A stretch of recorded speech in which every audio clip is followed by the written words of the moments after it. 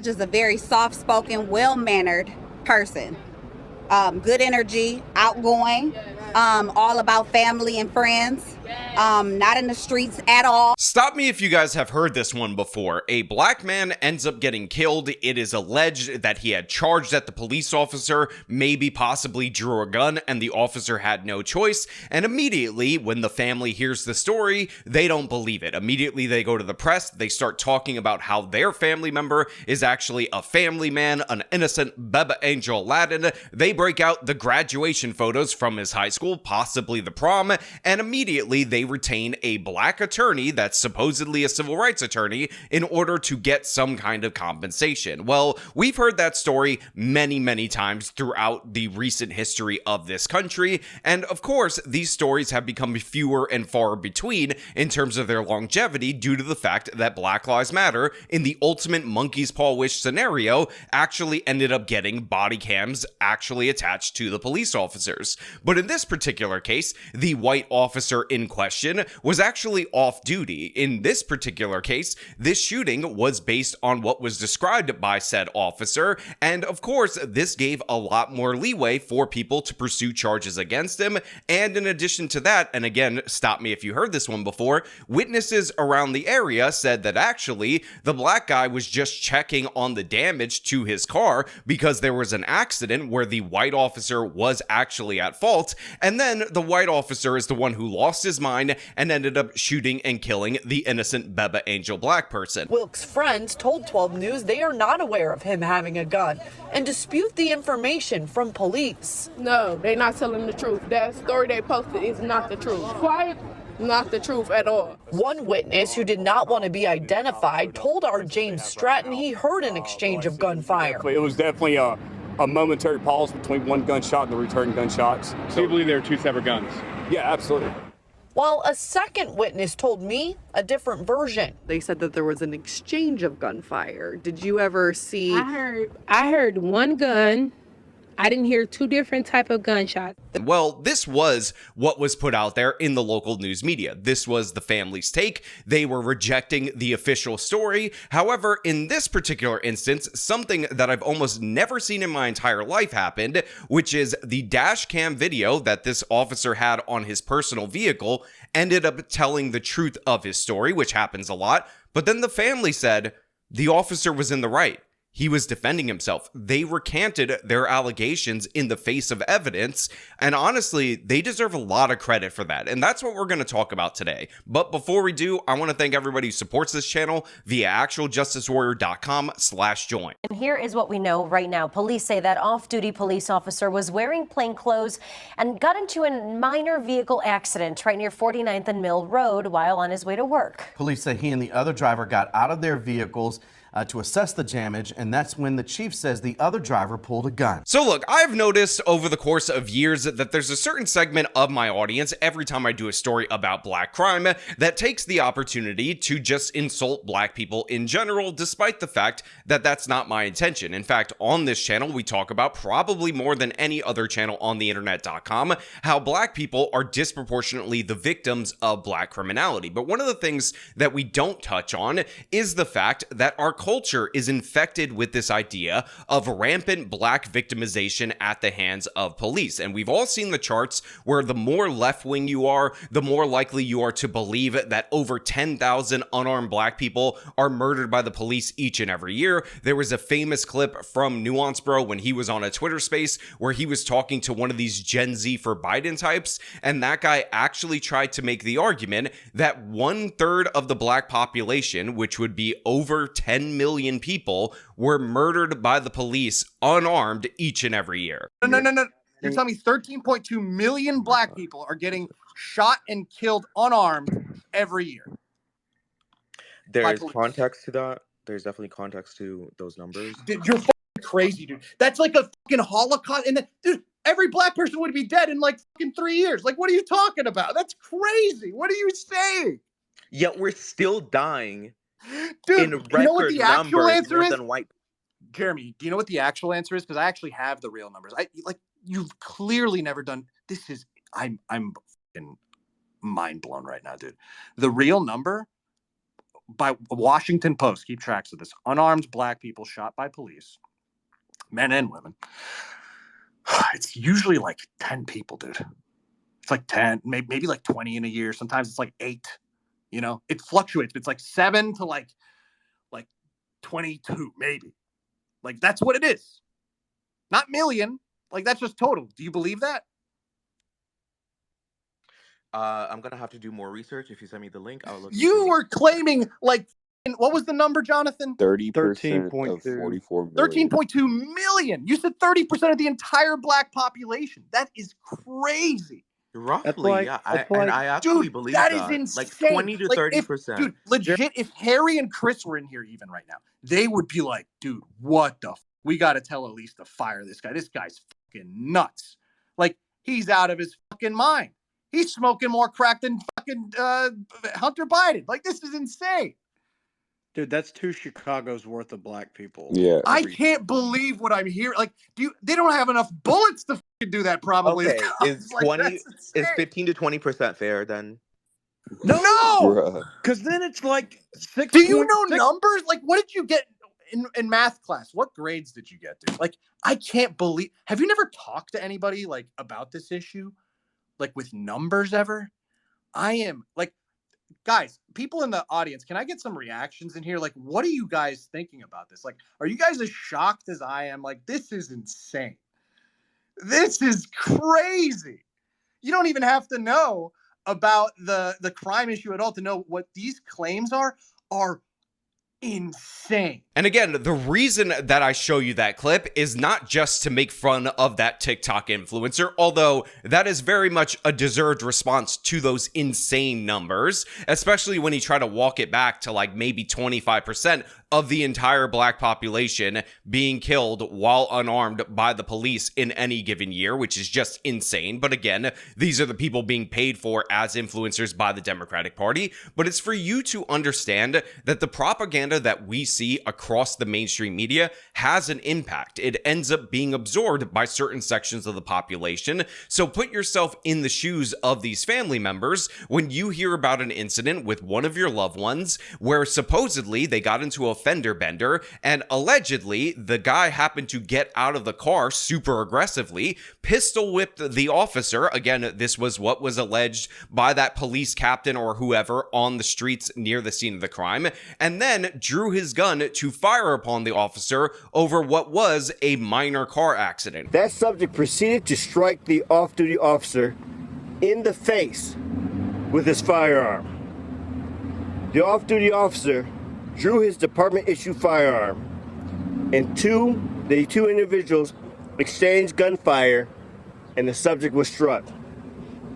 The subject, a 26-year-old male, was pronounced deceased at the scene. Now, of course, you're going to have some skepticism. The idea that he merged improperly, hit the officer's car, then reacted in such a violent and aggressive way, that might not be the version of the family member that you see in your day-to-day lives. And with all that you've heard through the mainstream media about how black people are just victimized by police all the time, especially white police officers, it is not unusual for you to question that, for you to demand more evidence. And I will even say, to a certain extent, it's actually good to question that. It's good to question the government, question authority, and try to get the facts as best you can. Now, in this particular case, we were blessed, we were lucky. Another Black Lives Matter hoax was averted due to the fact that the off-duty officer had dash cam video in his vehicle, and I'd like to examine that video with the note that I'm going to have to redact it heavily because the last time I didn't redact well enough, which I totally disagree with YouTube. Not only did I get demonetized, but I actually got age restricted 45 minutes after I hit publish on that particular video. So let's examine the footage. Again, take into account that the family member of this black individual has been inundated with propaganda, by the way, in Milwaukee in particular, about evil white racist police officers. And again, let's see what actually went down and think about how insane that what actually went down according to the video actually is, because these are not rational, sensible responses to a fender bender that was caused, again, by the person who ultimately ended up getting killed in the shootout that he started.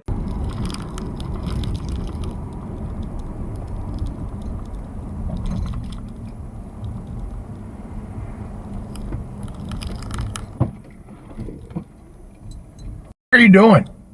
So for those of you who are unaware, obviously the off-duty police officer is in the vehicle with the dash cam, so we're getting that perspective from him. There is a car ahead of him in his same lane that is unrelated to this particular incident, but of course Elijah Wilks is in the car that is already going over the lane without a signal, by the way, trying to merge into the lane with the officer. Now, the officer is maintaining speed. He is not changing his lane at all whatsoever, but there is a construction zone right there. And I can understand, as somebody who occasionally expresses rage while on the road, the frustration with not being able to merge in front of somebody when you want to. But obviously, Elijah Wilks acting wildly inappropriately right here. And again, contrary to what was fed to us by the family early on, and of course by the very questionable, dubious witnesses that were likely fame-seeking themselves, Elijah Wilks is at fault for an improper merge without a turn signal, and of course, you could tell just by the way he's driving after the contact is made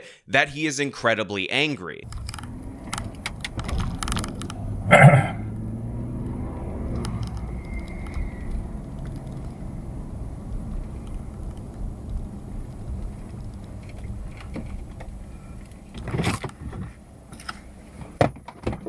Now again, in this part of the video right here, you could see that Elijah Wilks pulls over. Again, you could tell that there's aggressive movement of his particular vehicle. People who have been driving for a long time know the signs when they know it, but it is standard fare after you get into a minor fender bender for you to pull over and exchange information and, of course, discuss the situation. However, Elijah Wilks, not interested in that. Elijah Wilks is definitely on one today. He's definitely angry, and again, even though this story may have seemed preposterous to the family, the video completely validates what the officer told to other officers who came out on the day of in order to investigate this particular shooting. So of course, we're going to have these two individuals get out of the vehicle. Now, I will just point out that if you're ever in a crazy situation like this, where somebody gets into a fender bender with you, that I would definitely leave the car in drive, so that way if somebody ends up going crazy when they get out the vehicle, you see that kind of energy, you could take off right away. But of course,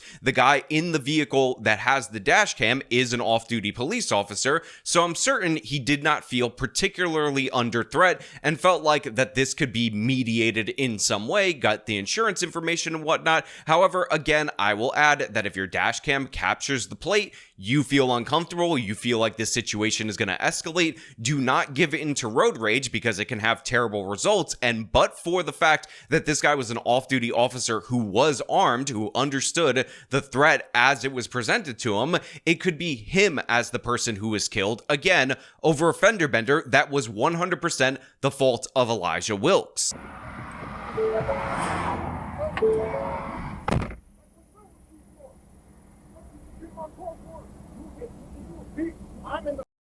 So it's actually difficult to hear what's being said by these two parties, but one of the words or phrases that I can make out, it sounds like, is that he said that he was in the effing lane. We saw it on the video, but you can also see Elijah reaching into his hoodie pocket. Again, it was originally said by the lawyer that Elijah was going to assess damage on his own vehicle. That is not the case. That is definitely not what happened. And what we ultimately end up finding out from the video, which by the way will be linked in the description of this video, under where it says sources, I also label it, so stop saying that you can't find the videos. I will come after you if you keep lying like that, is that Elijah pulls out a pistol from his hoodie pocket and immediately pistol whips this person. Now, again, this is insane, crazy behavior. Elijah Wilks 100% at fault right here. Elijah Wilks is in fact the perpetrator. Elijah Wilks is in fact the problem. He's at fault for the accident. He's at fault for the aggressive response. And yet he immediately pistol whips this guy that he doesn't know.